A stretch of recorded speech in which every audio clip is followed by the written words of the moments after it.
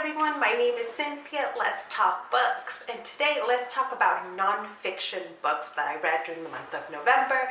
Of course, it was Nonfiction November, and as I said in my last video, I was originally very hesitant to participate, and then I just ended up embracing it wholeheartedly.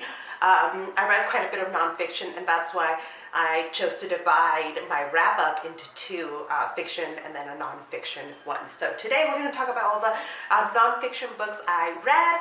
A lot of them were on my TBR, and then some of them were not. So the first one that I finished was Women in Power by Mary Beard and Manifesto. I really like Mary Beard. She's a great classicist, so she typically writes a lot about Rome and ancient history. She's extremely well versed in all of this, and so I was interested to see what she said about basically the relationship between women and power, especially political power, going from the ancient world to today. And honestly, she has it's a really nice, fast read. There's nothing incredibly unique in here if you are immersed in modern feminism, which I am, but it was still a nice reminder that women have held power, but that in patriarchal societies it is really difficult for women to gain access to more and more power, and especially talking about the 21st century where women have achieved levels of success, it also has become harder in a lot of ways to break through some of those barriers set up in patriarchal societies. And really enjoyed it, super fast. I was thinking about assigning it for a class, and I might still do a version of it because I don't feel like you need to read this in order to talk about the barriers women have faced historically in terms of achieving power and how they have been judged by society. So I'm really happy that I read that one. The next nonfiction book that I read and finished in November was We Were 8 Years in Power, an American Tragedy by Ta-Nehisi Coates. I listened to this in audiobook, and it was really good. I really loved his exploration of the Obama presidency, but also the relationship between those 8 years of the Obama presidency to the Reconstruction era in the post-civil rights U.S., when there was an unprecedented number of Black Americans who were elected to office, who were making significant change, and then how the backlash of racism then extinguished a lot of that via Jim Crow laws. And I loved a lot of that. The chapter here that especially spoke to me was the chapter in which he talks about Malcolm X and making comparisons between the politics and the ideology of Malcolm X and Obama. I felt like Malcolm X is a personal hero of mine, and someone that I've read a lot of and on, and I found his take on that really insightful and really great. So that was one of the unique aspects. In terms of some of the other aspects of it, because I am a historian, a lot of the history was not new to me. Even though I am a historian of France, I have done a lot of reading actually on the civil rights and Reconstruction eras, and so the inequality and how that has contributed to the inequality today is not new to me. But if you have not, please read this book. I think his voice is really great in the way he makes those connections, and in, his history is expert level. It's just a magnificent book. So I gave it 4 out of 5 stars because even though a lot of that was not new to me, I feel like this is a book that needs to be read by a lot of people. The next book that I read for Nonfiction November was My Time Among the Whites by Jennine, Capo, Cruzet. And this kind of highlighted this section in November in which I was reading a lot about race. This was she's a scholar and professor who was giving a talk at a religious university not that long ago, and students started burning her book after the talk.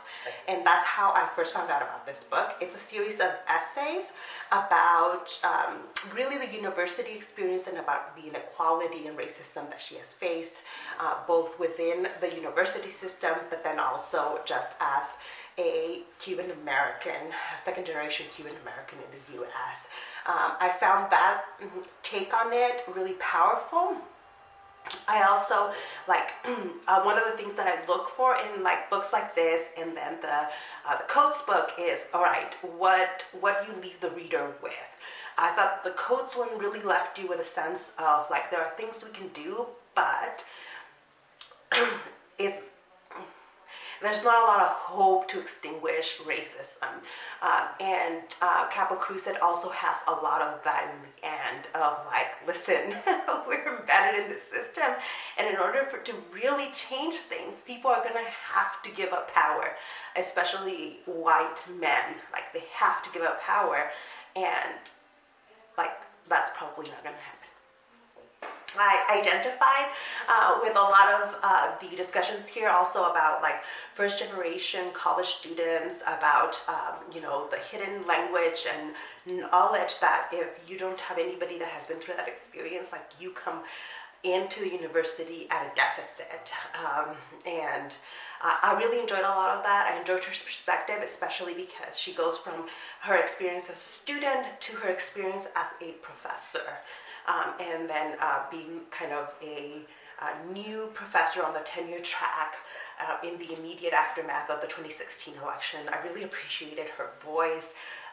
This was just a great read, and I think it really kind of fit in with a lot of the stuff that I ended up reading during this period.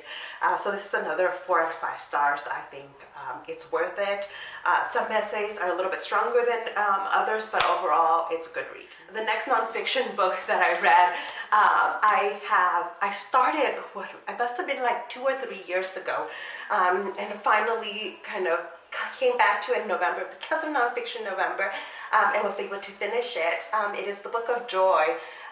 His Holiness the Dalai Lama and Archbishop Desmond Tutu with Douglas Abrams. It's really a conversation between the Dalai Lama and Desmond Tutu, with Douglas Abrams there as a kind of narrator that brings themes together, asking questions, and kind of puts things together.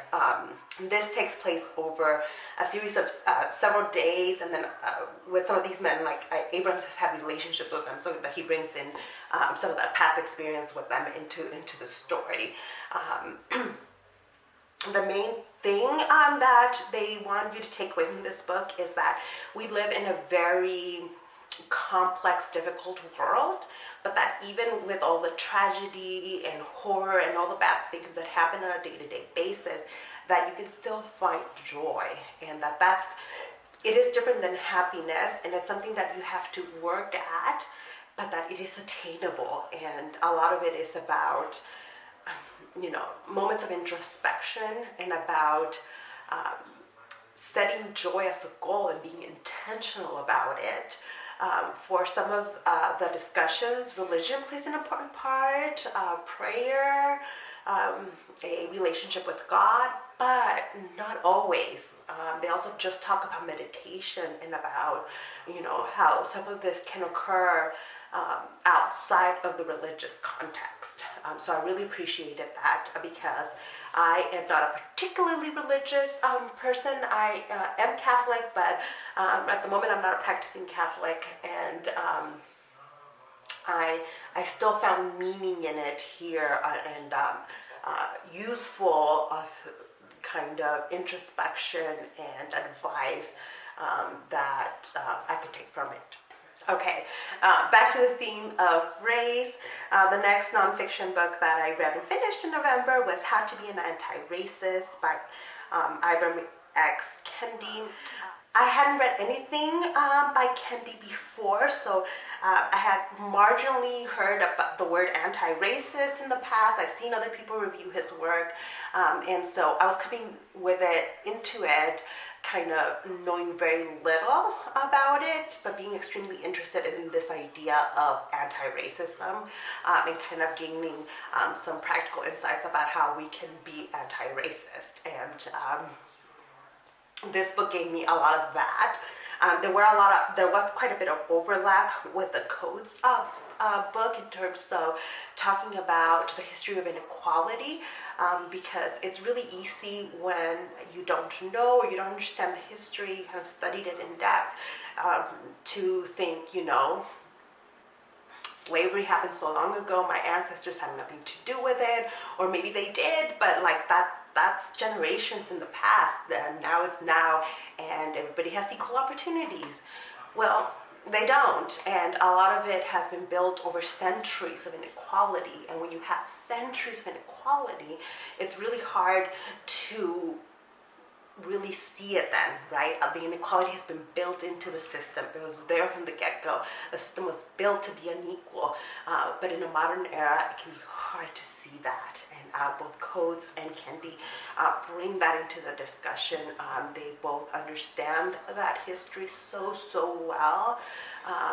They also talk about, and Kendi in particular, about the mass incarceration problem and how communities of color, especially Black communities, are held back by a policing that is unequal and is racist, by a justice system that is racist, by a housing system that is racist. Some of the housing elements I didn't know about, and most of the research he's bringing in is coming in from communities like Chicago, etc., where you see just how ingrained it all is and how it makes it that much harder for people to achieve success and achieve a piece of the American dream. That is, to me, is really important as somebody who is an immigrant, who has a lot of students who are immigrants, and one of the things I see is that it's very easy to dismiss the history of slavery and Reconstruction and racism against Black people amongst the immigrant community because, well, we faced hardships too, and we are able to overcome some of them, and it can sometimes be hard to see how, we're coming into this country that already has a built-in system inequality that is that much worse for Black people. And anyways, I really enjoyed these discussions. For part of the time I was listening to the audiobook, my boyfriend was in the car at one point, and he was getting a lot out of just that short period he was in there for as well. And it was just like, this is the kind of thing that I, it's already part of some of my academic reading, and it was just really nice to jump right into it for November. I'm always talking about these things in class and reading about them. Mostly now, a lot of my reading is centered around Europe, and so it was nice to kind of come back to the American setting for November. And I really, really encourage everybody to pick this book up, especially if you haven't had history in a while and want to brush up on it, because the history here, again, is really, really excellent. I gave this 4.5 stars because I thought it was a little bit more better, a little more in depth than the Coates book. So I would even, if you're well, which one should I pick up? I think you should start with this one. I like the framework of thinking about it as, he spends chapters talking about how we've made being a racist a bad thing. Well, yes, it's a bad thing, but you don't just have those two options. You aren't just racist or not racist. If you're not being anti-racist and actively fighting racism on a daily basis, then you can still be supporting a racist system. And I thought that's a really great framework to talk about it, and one that can bring more people into the discussion. So I very highly recommend this book. And then finally, the last nonfiction book that I read in November was Burnout, The Secret to Unlocking the Stress Cycle by Amelia Nagoski and Amelia Nagoski. So this is, I picked this book up originally because I saw the Rick Bodice talking about it, and they had the authors over for a talk and signing, and it was the title, really, Burnout. I'm pretty sure that is what I have been experiencing over the past like year and a half, and I am going to therapy now. I am actually taking medication at the moment, and it has made a significant difference in my life. So I went into this book hoping to get kind of more tips and tricks and just a feminist approach, and that is really what this book adds to the mix. I don't read a lot of self-help, so it's kind of hard for me to judge and rate books like this because not everything in here applied to me or was new. Like, I think their major intervention is that they're telling you a lot of the burnout and stress and depression that you are experiencing is caused by living in a patriarchal system. They are writing primarily for women and those that identify as women about, how much harder it is to be a woman in a patriarchal society, and it does increase your levels of stress, increases your workload in a lot of cases, and so it's important to address it as such and not just give blanket advice without taking into account the role that gender plays in our, in our stress cycles. The most powerful essays for me or sections were at the beginning and at the end, where like there were useful things that I wasn't doing that I have implemented into like my daily routine and have made significant difference. One of the most important ones has been about the stress cycle, about how we go through a cycle of stress throughout the day, and a lot of us are not closing that stress cycle loop. And you can close it by doing simple things like a 20-second hug, by I think it was a 10 to 15 second like deep kiss with your significant other, by petting your pets and spending time with them, and how those intentional actions can like help kind of end the stress cycle of the day, recharge you, and to start fresh.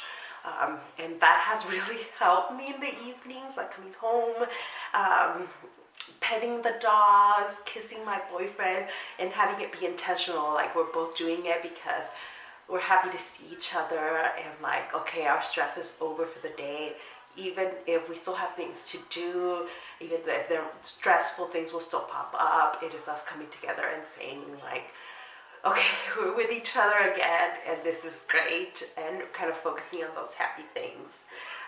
So I really recommend it if it's something that you're interested in, if you are experiencing moments of stress in your life. I think it's useful. It gives you a useful framework. If you want to see something that includes a feminist take on stress, this is definitely your book. I'm glad I picked this up and got some useful things out of it.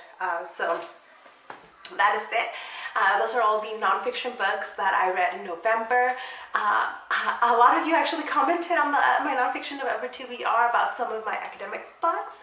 And I'll come back probably and talk about some of them, but I'm still at the end of the semester.